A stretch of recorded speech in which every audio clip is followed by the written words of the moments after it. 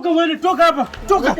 Toka kwa nyumba yangu, toka uende. Ni mambo tunakompiti na wewe ati mimi nikileta msichana wewe unaleta. Mimi na wewe nani anaishi kwa wenyewe? Umefanya naishi kwangu lakini nakaa tu nje, nalala tu nje. Kwa sababu ya wewe toka uende. Toka kwa nyumba yangu uende. Achana na mambo ya Jacinta, toka kwa nyumba uende. Jacinta si one Pablo, toka uende. Hawezi isha, enda kwenda. Suko na kwenda hawezi kaa dakika mbili. Acha nikae nipoe kwa. One Pablo, toka hapa nitakupiga vibaya, nitakuumiza bana. Nitakuumiza. Takupaka basi toa isha tu. Toka uende. Isha mimi ndio nilikuonyesha ukanunua. Sasa nakupa ni wewe ndio ulinionyesha nikanunua. Niliona pesa zangu ama niliona pesa zangu. Lakini nani alikuonyesha? Tunapigia kwa wasichana kwa sababu mimi ndio nilikuonyesha.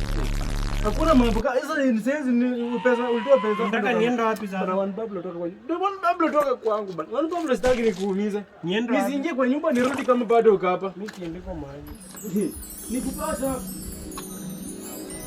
Nataka nienda wapi na babangu mimi sina wazazi nyumbani.